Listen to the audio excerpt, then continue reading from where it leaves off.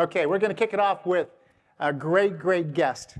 And before we start that, I want you to all think of yourselves as cats. Meow, meow. What I mean by cat is curious. C for curious. A for ambitious. T for tenacious. See yourselves as cats. Curious, ambitious, tenacious. And when that comes to you, success will follow. Anybody want to be a cat today? Meow. Meow. Meow. Anyways, we've got a great guest here. I'm going to introduce Mr. Eddie Lack. Eddie is no stranger to most of us here in Vancouver. If you're a Vancouver Canuck fan, you obviously know that name, Eddie Lack. By the way, think about this. How many goaltenders are there in the NHL in the world? In the world. 32 teams. Each team has what? 2. You're going to see somebody that was one of 64 players in the world that got to play in the big games. Big games. Eddie and I met quite an interesting way. I'm with EXP, of course, and I want to... Am I doing this right? Are we on the right schedule here? Yes. Okay, you're looking at me like I didn't know. Okay, cool. I'm still on track, and it's only 10:02. So I'm with EXP, and I'm going, gosh, I'm going to Scottsdale, Arizona. I want to meet some agents and talk about what I'm passionate about, which is EXP. So I call a company in Toronto. I said, can you do some cold calling for me? And they said, sure, we can do some cold calling. I said, call some agents. I'd like to meet with them. This is the restaurant that I'd like to meet agents at. Can you set up appointments for me? And away they went. And I get the list of who I'm going to be meeting. And on the list is this name, Eddie Lack. Wonder if it's the Eddie Lack I think it is. Well, sure enough, tall Eddie Lack. And what's Eddie's nickname on the team? Was it the Stork? Stork. The Stork shows up. And we have an amazing breakfast together. And we dive deep into life and real estate. And something that was really interesting, we talked about the underdog. The underdog. And I said, Eddie, are you an underdog? He goes, absolutely. So we're going to touch a little bit on that. But it's just amazing. And this is a lesson that I learned from Eddie that every one of us should do. Who picks up their phone? Not everybody does. Eddie picked up an unknown number from an unknown person from Toronto, Canada, and said hello, which got me that appointment. So that is a lesson in itself. Pick up your frickin' phone. You never know who's on the other end. It could be Randy. With that, Eddie, come on up. Let's go. Oh, you got a mic already? Great. Great. Well, Eddie. My wife asked me this morning. Wait, can everyone hear me? There. Can everyone hear me? One. There. Cool.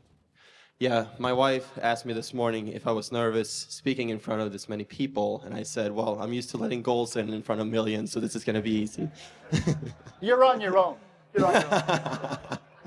No, I wanted to show this jersey here. We're going to raffle this jersey off at the end of this conversation, and Eddie's going to sign it to whoever wins it. So we've got all your names in a draw, and we're going to do that at the very end.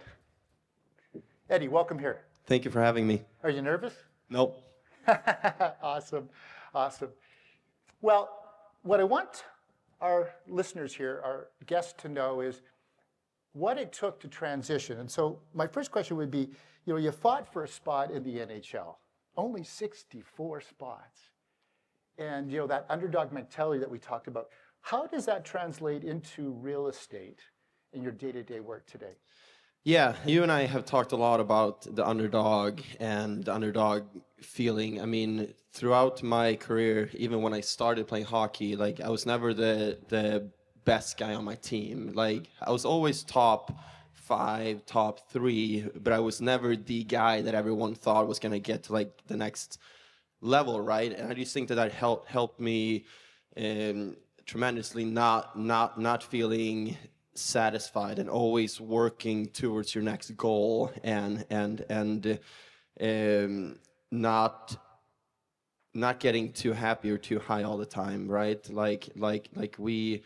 one of my good friends and mentor is in the crowd too, Johnny, and we talk all the time about like reaching your upper limit or not, right? And when you reach a spot in life where you feel like you're not used to anymore because you have not been there yet, you have not been this successful yet, you have not done this yet, life is going to try to push you down and self-sabotage, right? So we talk about that all the time, and I think the underdog mentality, just like never satisfied, has helped me to kind of jump to the next level, both in hockey and in real estate now.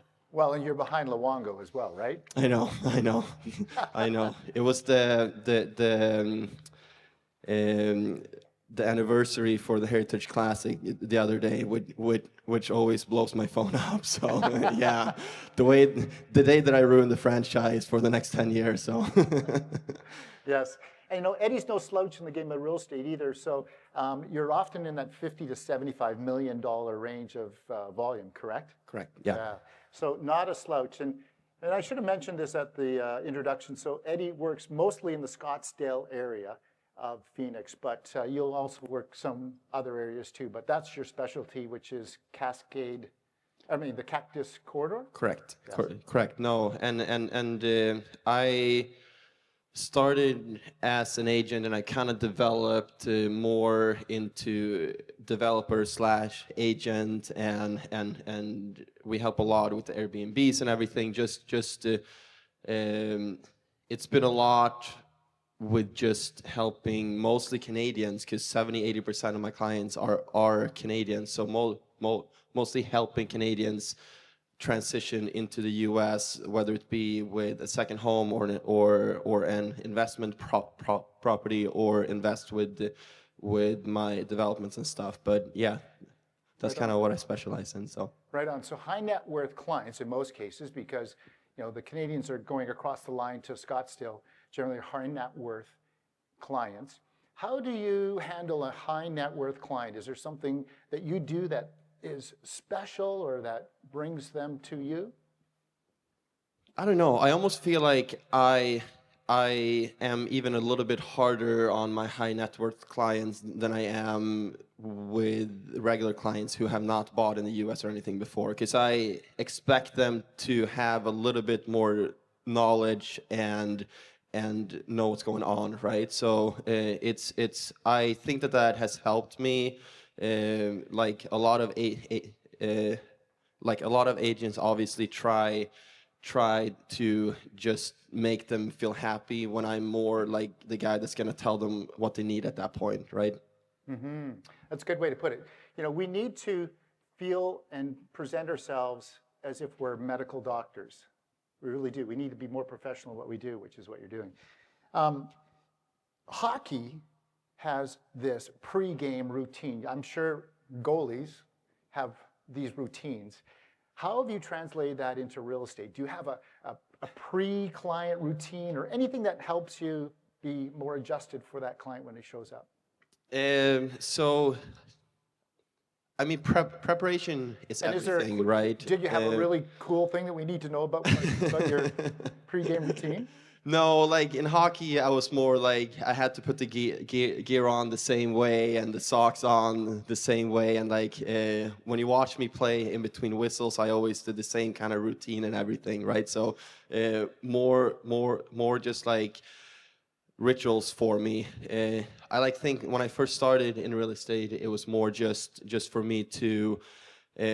I worried so much about the workload in real estate that I kind of forgot about taking care of myself first, and that's what I kind of tried to emphasize these last 2.5 years here is when I take care of myself first and I do my workouts and my cold plunges and everything like that, right? Like that's when I feel my best. And my number one thing when I wake up in the morning is just I take care of myself first, because that's gonna make me the best version of myself for my clients. Mm-hmm. And you look fantastic, by the way. You really do. Thank you. Yeah, yeah.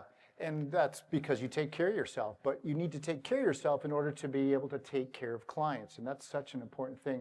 Is there any non-negotiables that you have on a daily basis that you just, I have to do this. I have to do this for my mental state, my mindset, for maybe it's for family. I don't know. Do you have anything that are non-negotiables that you do on a daily basis? Yeah, no. The first 2 hours of my day is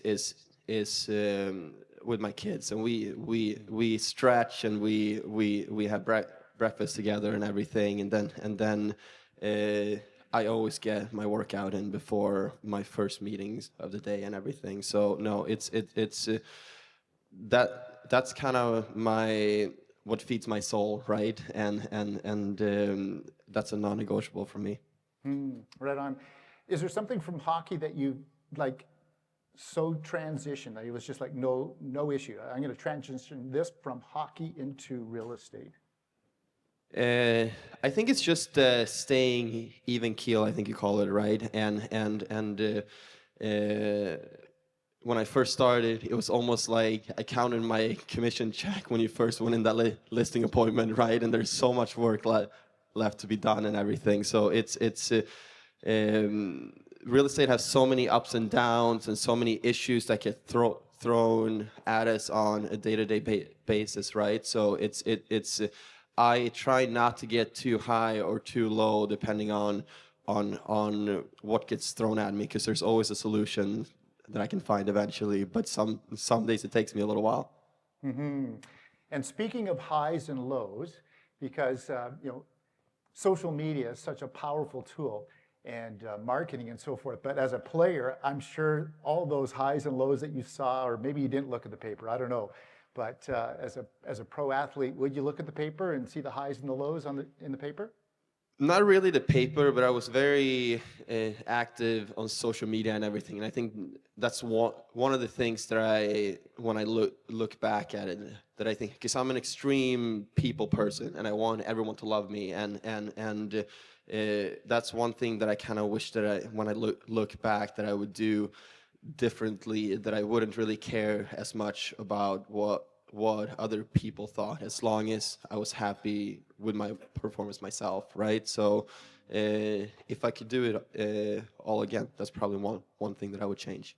Well, but it probably boasted well for you in real estate, because we have to have a super tough skin in this game, because rejection happens to us every day. Anybody else through rejection besides myself? Yeah. And so that probably really trained you to go, hey, it's not going to be rainbows and unicorns all the time. No. Exactly. And with that you were in social media already before real estate, which is boasted really well for you because you have a great social media presence. Is that a key component to building your business, social media? Yeah, I love it. I mean, it's a big part of my business. I don't pay for a lot of leads or anything like that, but I do pay my videographer and my social media girl very well, right? Because that's one part that I feel like it is what keeps me growing, right? And that's kind of what gets me these like more organic leads compared to the cold calls, because as a stuttering Swede, it's not very easy to cold call. Do we want to talk a little bit about that? Because we've talked a little about the stutter and how that doesn't really bother you at all. Do you want to share anything about that? Yeah. We didn't talk about this, but Yeah, no, it's something that I think that hockey prepared me for as well, right? It's something that when I first came over here, like I said, I was an extreme people pleaser, right? And once I kind of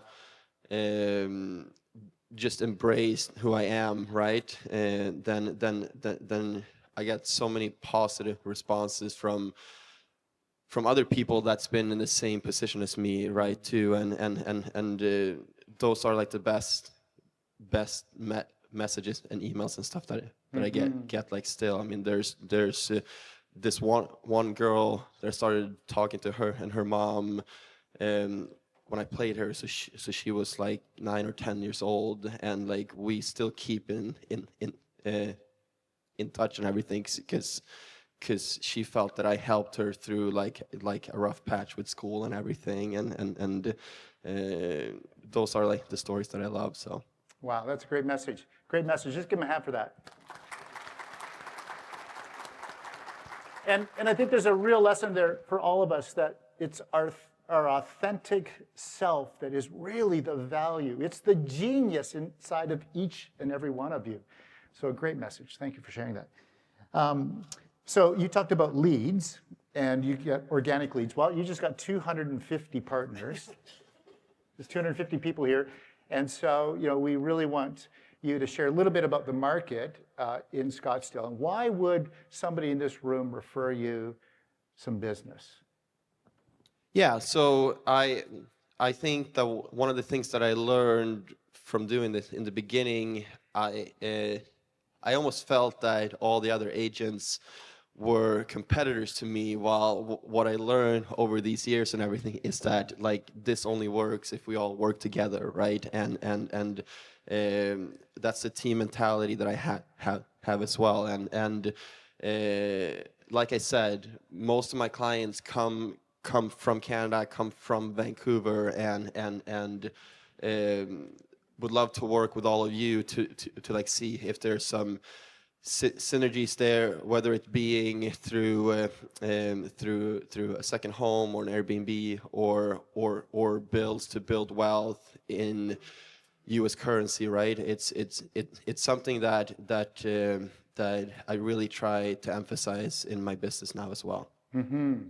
Yeah, we had a bit of an event last night where you shared a little bit about some of the investment opportunities, and it was pretty impressive, very impressive. So if you've got investors and they're all thinking about maybe another lane to be in, I think it'd be really great for you to all reach out to Eddie to talk a little bit about that. As we kind of close out here, is there 3 things, if you could start your real estate career over, and it's now 7 years? 6, yeah.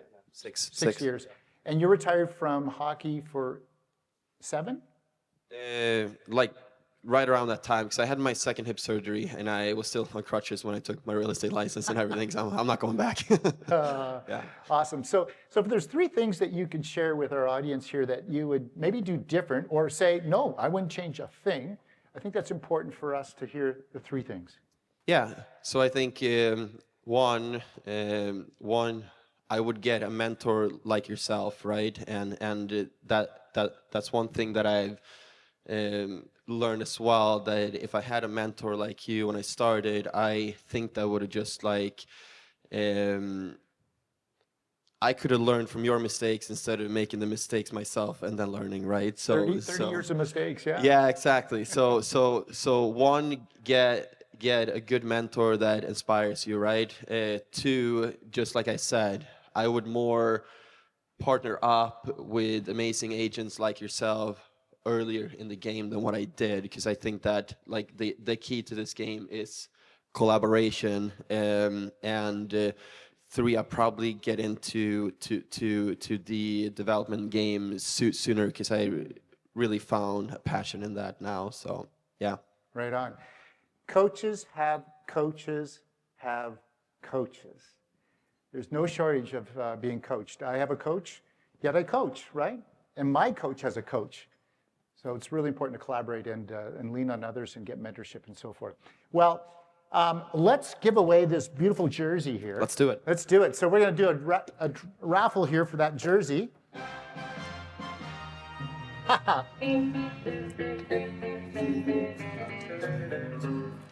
Hello out there, we're on the air. Okay. It's hockey night tonight. Tension grows, the whistle blows, and the puck goes down the ice. The goalie... Michael Sato. Michael Sato. Awesome, awesome. Oh, look at hockey game. It's the best game you can name. Yeah, the best game you can name. It's a good Come on up. Congratulations. So we'll sign that. I've got a Sharpie. You want to do that right here? Let's do it right here. Why not? So Michael or Mike? Michael. Michael, okay.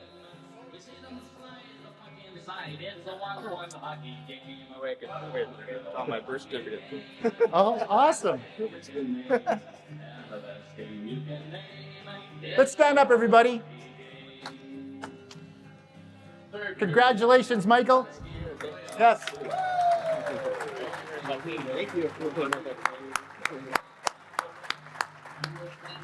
Thank you, Eddie. That was great. Thank you. Appreciate you. Thank you, my friend. Right on.